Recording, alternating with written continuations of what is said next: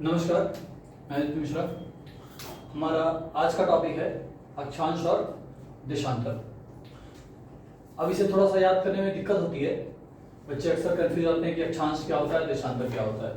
तो भाई एक चीज याद रखो कि इसे इंग्लिश में कहते हैं लैटिट्यूड और देशांतर को कहते हैं लॉन्गिट्यूड।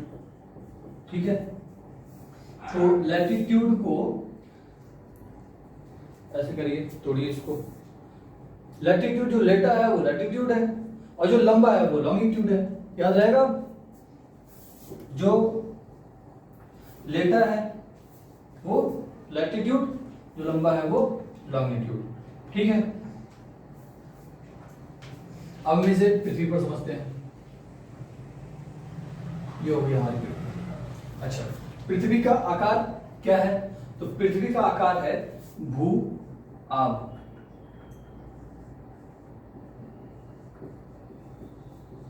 इंग्लिश में इसको कहते हैं जियोइड। अगर कहीं पीटी में ये क्वेश्चन आता है कि पृथ्वी का आकार क्या है, तो आप इसे ढूंढ लें और इसे हमारे अंडाकार या नाशपाती या सेब टाइप की चीज नहीं होती। ठीक है, ये भूआ और जियोइड, ये याद रखें। ठीक है, अब दूसरी बात हो गई लैटिट्यूड लॉन्गिट्यूड को हमें इस पर समझना है। तो पहले तो हम ये जानते हैं कि पृथ्वी 23 डिग्री झुकी हुई है, लेकिन क्योंकि पृथ्वी गोलाकार अगर है तो हम अगर इसे बराबर भागों में बांटेंगे, दो बराबर भागों में, तो ऐसी लाइन पड़ेगी।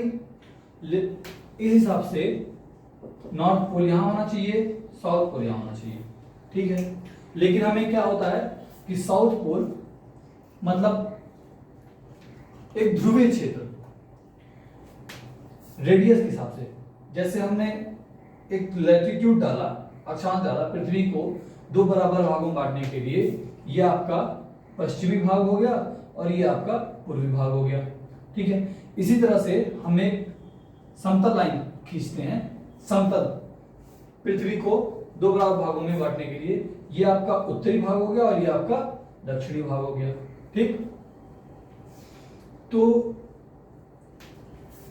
इस हिसाब से ध्रुवीय क्षेत्र हमें यहां मिलना चाहिए, इस पॉइंट पे, और दक्षिण का ध्रुवीय पोल, ध्रुवीय क्षेत्र यहां मिलना चाहिए, जिसे पोल कहते हैं। लेकिन हमें ध्रुवीय क्षेत्र एक यहां मिलता है और एक यहां मिलता है। इस हिसाब से हमने एक लाइन डाला और इसे कहा कि ये इसका पोल है, और इस हिसाब से हमने अंदाजा लगाया कि भाई पृथ्वी अपने एक्सिस पे झुकी हुई है। मतलब अगर सीधा सीधा हमें गोला खींचे तो उसका सीधा लाइन तो ये होना चाहिए, लेकिन ये हल्की सी झुक जाती है और ये ऐसे नाचती है, ऐसे घूमती है, लट्टू की तरह, बिल्कुल। ठीक है, तो हमने इसे एक एक्सिस बोल दिया। हालांकि ये कल्पना है, एक्चुअल में ऐसी कोई लाइन पृथ्वी पर है नहीं। अगर हम पृथ्वी पे वास्तविक रूप से देखेंगे तो पृथ्वी पे ऐसी कोई लाइन नहीं है। ये हमने कल्पना कर दी कि भाई पृथ्वी झुकी हुई है तो उसका एक्सिस हो गया, क्योंकि हमने नॉर्थ पोल हमें यहाँ पे मिला और साउथ का पोल हमें यहाँ पे मिला, इस हिसाब से ये एक्सिस हो गया। अब ये अपने केंद्र से, मतलब ये जब दो भागों में बांटा तो ये केंद्रीय लाइन होगी, यहां से ये 23.5 डिग्री झुकी हुई है और ये समतल रेखा होगी, और समतल से अपने ये 66.5 डिग्री झुकी हुई है। ठीक है, ये चीज आपको याद रखना है।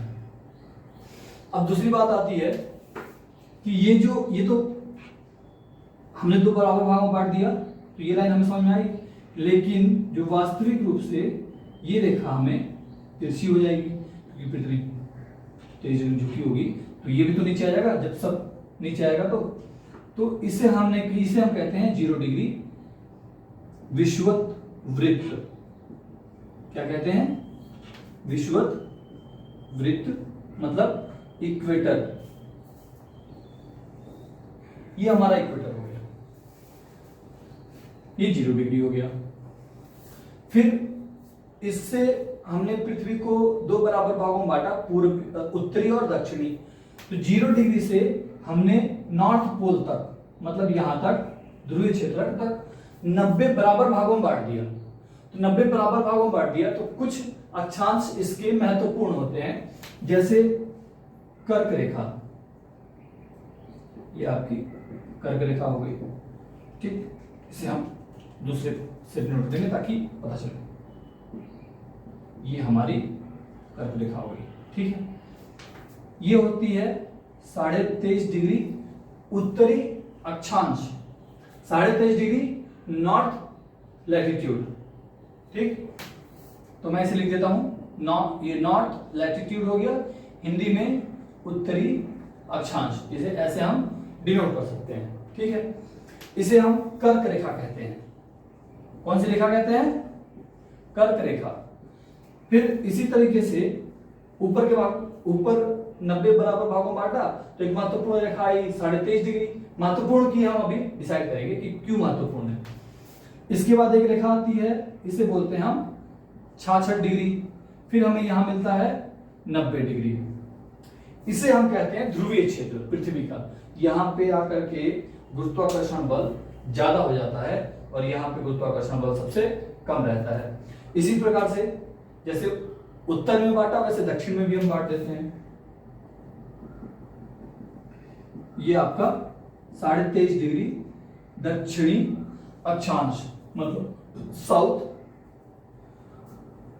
लैटिट्यूड, इसे हम कहते हैं मकर रेखा।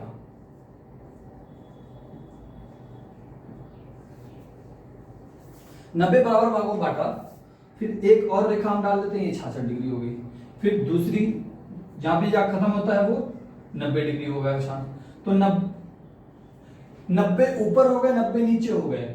180 डिग्री हमें एक तरफ मिल गया और 180 डिग्री पृथ्वी के दूसरे साइड में, टोटल मिला के हो जाते हैं 360 डिग्री अक्षांश हमने बना रखे हैं, ठीक। अब हमने कहा कि भाई 90 डिग्री में हमने 40 डिग्री क्यों नहीं लिखा, 50 डिग्री, 55, 52, कई कोई बात हो सकता है, हमने नहीं लिखा। हमने कहा इंपॉर्टेंट हमारा ये चीज है 23.5 डिग्री से लेकर के 23.5 डिग्री नॉर्थ से लेकर के 23.5 डिग्री साउथ, मतलब कर्क और मकर रेखा, ये इंपॉर्टेंट होता है। ये हमारा सूर्य है, यहाँ की जो रोशनी आती, तो हम कहते हैं कि भाई सूर्य उत्तरायण होता है और सूर्य दक्षिणायन होता है। इसका मतलब क्या है कि सूर्य की जो चलयमान स्थिति है वो कर्क रेखा तक जाती है उत्तर तक, और दक्षिण में जाती है मकर रेखा तक। इसी के बीच में सूर्य घूमता रहता है, इसके ऊपर नहीं जाता, इसके नीचे नहीं जाता। तो हम इस क्षेत्र को कहते हैं कि ये उपोष्ण क्षेत्र है। उपोष्ण मतलब यहाँ वर्ष भर गर्मी प्राप्त होती है और सूर्य की सीधे किरणें लंबवत चमकती हैं, तो यहाँ वर्ष भर गर्मी प्राप्त होती है। 66 डिग्री 23 के बाद 66 डिग्री, ये शीतोष्ण कटिबंध आता है। शीतोष्ण कटिबंध का मतलब ये हो गया कि सूर्य की किरणें यहाँ पे तिरछी पड़ती हैं। अगर आप टॉर्च लेंगे और सीधे किताब पे लगाएंगे तो किताब पे जो हमें रोशनी पड़ेगी वो ज्यादा पड़ेगी। हल्का टेढ़ा कर देंगे तो वो एरिया तो बढ़ जाएगा लेकिन रोशनी का वेग उस पर कम हो जाएगा, तो उस पर गर्मी कम पड़ेगी, ठीक है। तो हमने इसको शीतोष्ण कहते हैं, मतलब शीत के साथ थोड़ा सा उष्णता, क्योंकि यहाँ तिरछी किरणें पहुंच रही है, सूर्य किरणें तो पहुंच रही है। फिर उसके बाद आता है ध्रुवीय क्षेत्र। ध्रुवीय क्षेत्र में सूर्य की किरणें बिल्कुल तिरछी हो जाती हैं, तो वहां पे रोशनी पहुंचती है, मतलब उजाला रहता है लेकिन गर्मी नहीं पहुंच पाती। तो अगर सूर्य कर्क रेखा पर चमक रहा है यहां पर, तो नॉर्थ पोल पे 6 महीने दिन रहेगा, और सूर्य मकर रेखा पर चमक रहा है तो साउथ पोल पे 6 महीने दिन रहेगा। अब यहां पे 6 महीने दिन है, मतलब ये एरिया पूरा कवर हो रहा है सूर्य की रोशनी से। ये पूरा एरिया सूर्य की रोशनी से कवर हो रहा है, यहां तक पहुंच रहा है। ये एरिया पूरा अंधेरा है। इसी तरह से अभी अगर घूमेगा भी तो इसी पे घूमेगा, जब सूर्य यहां पर रहेगा तो यहीं पहुंचेगा। क्योंकि ये सवाल हो सकता है बच्चों के मन में कि भाई घूमने के बाद फिर पिछले वाले हिस्से पे अंधेरा हो जाना चाहिए, लेकिन ये एरिया घूमता भी है। जैसे मैं आपसे ये दिखाऊं, अगर ये पृथ्वी मान ले, हमने इस क्षेत्र को कहा ये पोल है, यहां पे रोशनी पड़ी, ये घूमा तो ये एरिया पीछे आ गया, यहां अंधेरा छा गया, लेकिन यहां तो अभी रोशनी पड़ रही है, तो इसलिए यहां पे 6 महीने तक अंधेरा नहीं होगा। 6 महीने तक क्यों? क्योंकि 6 महीने लगते हैं सूरज को कर्क रेखा से मकर रेखा की यात्रा करने में, ठीक है। तो ये हमारे महत्वपूर्ण अक्षांश हो गए। अब बात आती है लॉन्गिट्यूड की। तो लॉन्गिट्यूड को हमने बताया कि भाई इस ये रेखा खींची काल्पनिक कि हमने इससे पृथ्वी को दो बराबर भागों में बांट दिया, पश्चिमी और पूर्वी। 90 इधर 90 रेखाएं खींची और इधर 90 रेखाएं खींची। तो सामने जो हमें दिखा वो दिखा 180 डिग्री। इसके पीछे जाएंगे तो देशांतर भी हमारा 360 लाइनें मिलेंगी और इसको हमने 360 डिग्री में विभाजित कर दिया। तो अब हम ये जानते हैं कि पृथ्वी 24 घंटे में अपना एक चक्कर पूरा कर जाती है, क्योंकि पृथ्वी को हम 360 बराबर भागों में बांटा है, तो 360 बराबर भाग पृथ्वी की रोशनी 24 घंटे में प्राप्त करेंगे। बात क्लियर हुई कि 24 घंटे में मान लिया ये 1 डिग्री, ये 2 डिग्री, ये 3 डिग्री। एग्जाम्पल सपोज कर, मतलब आपको समझने के लिए उदाहरण, जब ये एरिया सूर्य की रोशनी में आया तो थोड़ी देर के लिए चमका, फिर ये 1 डिग्री फिर पृथ्वी घूमी, तो ये दूसरी डिग्री पे पृथ्वी का सूर्य चमका, यहां से रोशनी शिफ्ट होकर के यहां आई। इस तरीके से पृथ्वी 24 घंटे में 360 डिग्री घूमती है। अब हम इससे समय की गणना करते हैं। कैसे?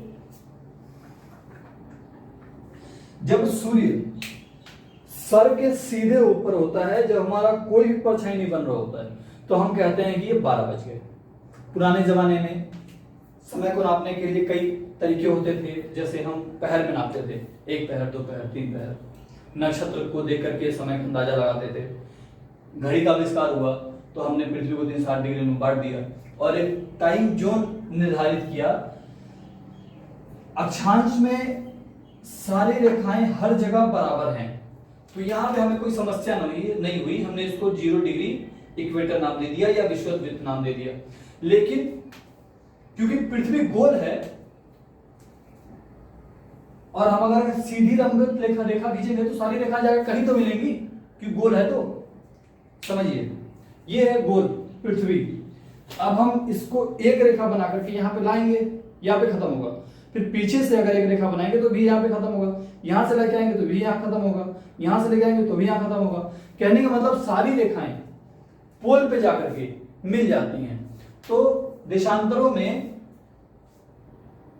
विषुवत वृत्त पे देशांतरों के बीच की दूरी अधिकतम होती है और पोल पे मतलब ध्रुवीय क्षेत्रों पे जहां पृथ्वी बिल्कुल जाकर के गोल हो जाती है, वहां पे देशांतरों की आपस में मिल जाते हैं। तो जैसे जैसे विषुवत वृत्त से हम पोल की तरफ जाते हैं, नॉर्थ में भी और साउथ में भी, वैसे वैसे देशांतरों के बीच की दूरी घटती जाती है। ठीक है, तो हम इसको थोड़ा सा समझने की कोशिश करें। ये हमने आपको सीधे दिखाया सामने से कि पृथ्वी आपको, आप बिल्कुल सामने खड़े होंगे ना तो आपको पृथ्वी ऐसे दिखेगी। अब मैं कहता हूं आपको, मैं थोड़ा सा ऊपर ले चलता हूं, जहाज से, पैराशूट से, किसी चीज से ऊपर ले चलता हूं। अब मैं आपको पृथ्वी का व्यू दिखाता हूं। तो ये हमारा पोल आपको दिख जाएगा ना। जैसे आपको ऊपर ले जाऊंगा मैं, तो मतलब हवा में पोल की तरफ, तो आपको ये पोल दिखेगा। पोल से फिर आपको जितना ऊपर जाएंगे उस हिसाब से ये लाइन आपको दिखेगी, जो ना जिन्हें हमने देशांतर में बांटा है। अब ये लाइन आकर के वापस इसी मिल रही है, ठीक, लेकिन हमें पूरा नहीं दिख रहा है, क्योंकि गोल चीजें तो पूरी देखी जा नहीं सकती। आपको उसका एक ही तरफ से व्यू दिखेगा, और अगर आपको दूसरी तरफ से व्यू देखना है तो फिर नीचे आना पड़ेगा। तो दिमाग से इसको समझने की कोशिश करते हैं, इमेजिन करके। ये इसके देशांतर हो गए।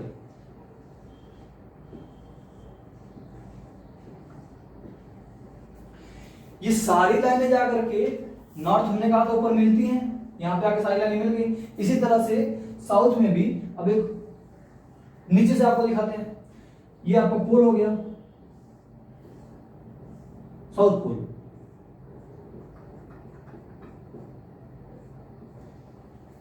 ये लाइनें, ये वही लाइन है जो यहां पे नहीं दिख रहा है, वो यहां दिख गया आपको। ये जो आपको दिखा वो ये लाइन है जो आपको नहीं दिख रहा है, ठीक है। तो ये ऊपर से हो गया। कहने का मतलब कि सारे देशांतर विषुवत वृत्त पर इनके बीच की दूरी अधिकतम होती है, और जैसे जैसे हम उत्तर की तरफ या दक्षिण की तरफ पोल पे ध्रुव पे बढ़ते जाते हैं, वैसे वैसे इनकी दूरी कम हो जाती है। अब मैंने इस क्रम में आपको समझाया कि भाई पृथ्वी को हमने 24 बराबर अक्षांशों में बांट रखा है, सॉरी 360 अक्षांशों में बांट रखा है और 24 घंटे में पृथ्वी पूरा घूम जाती है। तो 1 मिनट में पृथ्वी कितने डिग्री घूमेगी इसकी गणना करते हैं। 360 डिग्री ये घूमती है 24 घंटे में, ठीक है। तो 12 दूनी 24 होगा, 36 होगा, 30 हो गया, 15 दूनी 30। 1 आवर में ये 15 डिग्री घूमी, ठीक। 1 घंटे में होता है 60 मिनट। 60 मिनट में कितनी देर घूमेगी? तो 15 60 में डिवाइड करेंगे तो 15 चौका 60। तो 1 डिग्री 4 मिनट में ये 1 डिग्री घूम जाएगी, ठीक। तो हमने इसीलिए कहा कि ये क्योंकि विषुववृत्त पे ज्यादा है, पोल पे कम हो जाते हैं, तो हम इसे एक प्रधान रेखा किसे डिसाइड करें। जैसे हमने विषुववृत्त को प्रधान रेखा डिसाइड कर दिया कि 0 डिग्री है, इसे हमें किसी स्थान विशेष के नाम पे नहीं देना पड़ा, लेकिन देशांतर को हमें स्थान विशेष का नाम देना पड़ा जिसे हम प्रधान याम्योत्तर कहते हैं, या मेरिडियन लाइन, जो कि मेरिडियन सी अगर आप लोग मैप पे देखेंगे तो मेरिडियन सी 0 डिग्री से होकर के जाता है, वहां से जो लाइन गुजरती है उसे मेरिडियन लाइन नाम दिया गया है। ये हमने इसलिए क्योंकि उस समय अंग्रेजों का हर जगह राज था, उन्हें सब कुछ डिसाइड करना था, तो उन्होंने कहा कि भाई लंदन का जो समय है उसको हम प्रधान याम्योत्तर लाइन बोल देंगे। जो रेखा वहां से गुजरती है उसको उन्होंने 0 में डिवाइड कर दिया। तो यहां से ये 0 डिग्री हो गया। मतलब अगर यहाँ पे सूर्य जिस समय सर पे पूरा चमकेगा, यहाँ 12 बज रहा होगा, तो हम ये कहेंगे कि मान लिया हमारा भारत 90 डिग्री पे है और ये 0 डिग्री देशांतर है और भारत 90 डिग्री देशांतर पे है। तो अब आपको कैलकुलेट करना है कि 90 डिग्री अगर यहाँ पे 12 बजेंगे 0 डिग्री पे, तो 90 डिग्री पे समय क्या बज रहा होगा।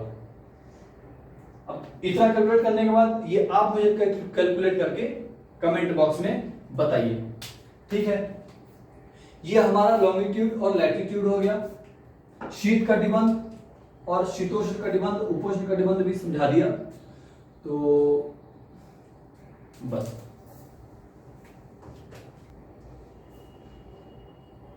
तो इस तरीके से हमने ये देख लिया कि भाई अक्षांश और देशांतर क्या होता है। अब हमारा अगला क्लास होगा पृथ्वी की गतियां। देखिए क्रम में हम अगर चीजों को पढ़ेंगे तो याद रहेगा, इसलिए हमने सोलर सिस्टम शुरू किया, पृथ्वी, सौर मंडल, बाकी ग्रह को जाना। अब हम अपने पृथ्वी पर आए तो पृथ्वी को हमें शुरुआत करना है अक्षांश और देशांतर से। अक्षांश और देशांतर समझने के बाद हमने ये जाना कि इसका ये पार्ट जिसको हम उपोष्ण क्षेत्र कहते हैं, कर्क रेखा और मकर रेखा, जहां पर सूर्य की लंबवत किरणें चमकती हैं, वहां पर सबसे ज्यादा गर्मी मिलती है। ये हम जब नेक्स्ट क्लास करेंगे पृथ्वी की गतियां, उसमें मौसम और ऋतु से संबंधित कॉन्सेप्ट होंगे, तो आपको समझने में आसान रहेगा। बाकी आपको क्लास कैसा लगा? अगर अच्छा लगा हो तो लाइक और सब्सक्राइब करें और बाकी लोगों को भी आप इसके लिए इनवाइट करें। Thank you.